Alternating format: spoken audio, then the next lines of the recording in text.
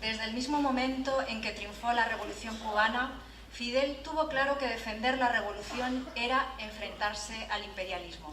Por eso era necesario acudir al llamamiento de Argelia, de Angola, del Congo. Sabía que el imperialismo no es el resultado casual de un momento histórico o la acción de élites sin escrúpulos. El imperialismo es el resultado necesario del capitalismo. Es el poder global del capital, como diría Sartre, un sistema de servidumbre y de explotación. No funciona sin colaboradores, sin cómplices a los que promete cuotas de saqueo a cambio de mantener a raya a sus propias poblaciones, a nosotros.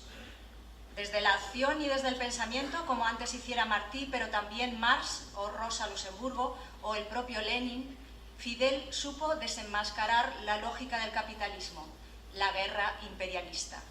Primero se hace la guerra para la explotación y luego se explota para hacer la guerra.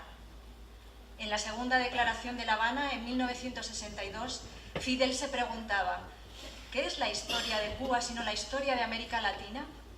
¿Y qué es la historia de América Latina sino la historia de Asia, África y Oceanía? ¿Y qué es la historia de todos estos pueblos sino la historia de la explotación más despiadada y cruel del imperialismo en el mundo entero?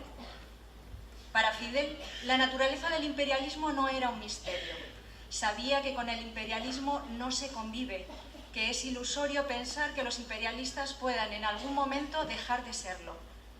Decía, parafraseando a Martí, que había que llamar al imperialismo por su nombre, imperialismo. Que había que hacerle frente como a las picuas, no darle la espalda nunca.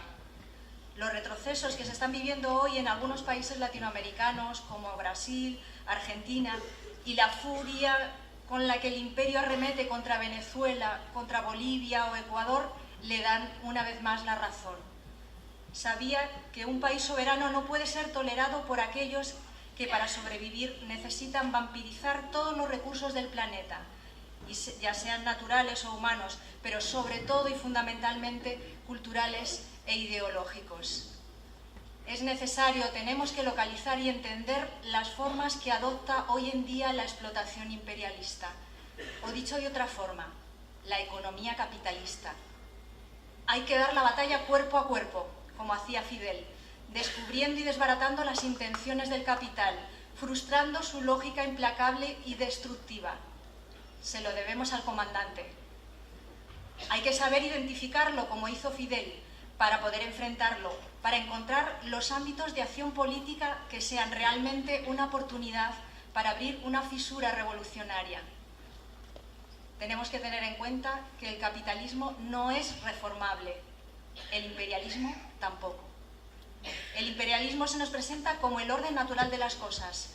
Habitamos en la catástrofe como si no existieran responsables, como si no pudiéramos hacer nada, vencidos y convencidos por la impotencia. Pero como sabemos todos los que estamos aquí, Fidel y Cuba supieron sustituir esa pedagogía de la catástrofe por la pedagogía del imposible, que no es otra que el internacionalismo. El internacionalismo es una de las lecciones heroicas de Fidel y el pueblo cubano. Es la continuidad de la guerra popular contra el imperialismo. Decía Marx en el 18 Brumario, hablando del pueblo francés, que la revolución social del siglo XIX no podía sacar su poesía del pasado, sino solamente del porvenir. Fidel, a través del internacionalismo, de la lucha por la liberación de otros pueblos, proyectó el futuro de la revolución cubana, trazó una senda por la que transitar hacia las revoluciones del siglo XXI.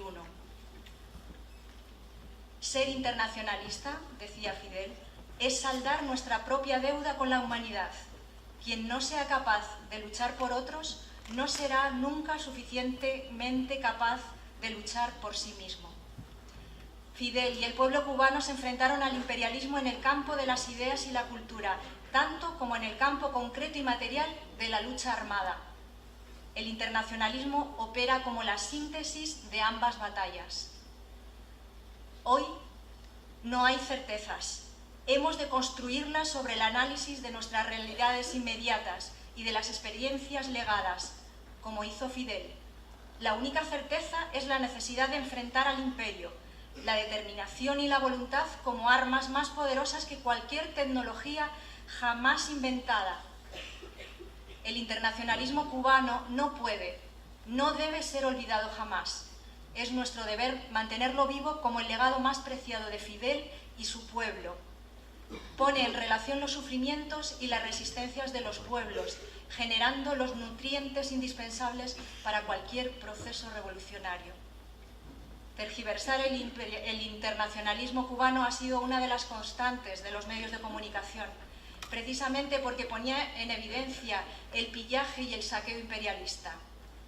Donde los imperialistas sembraban explotación y ruina, Fidel sembraba solidaridad. El imperialismo trata continuamente de reescribir y silenciar la historia de Cuba y el internacionalismo, porque la historia del internacionalismo es la historia de las victorias cubanas. Es ese mal ejemplo cubano que nos dice que no se puede ser libre si no se es soberano y que no se puede ser digno cuando no se lucha por los demás. Fidel, como los combatientes de Angola, murió luchando contra el racismo, contra el apartheid, contra el fascismo. Murió luchando por la independencia y la soberanía. Murió luchando por el derecho al bienestar y el desarrollo de todos los pueblos de la tierra, luchando para que no existieran hambrientos, mendigos, enfermos sin médicos, niños sin escuelas, seres humanos sin techo o sin alimento. A nosotros nos corresponde continuar esa batalla antiimperialista.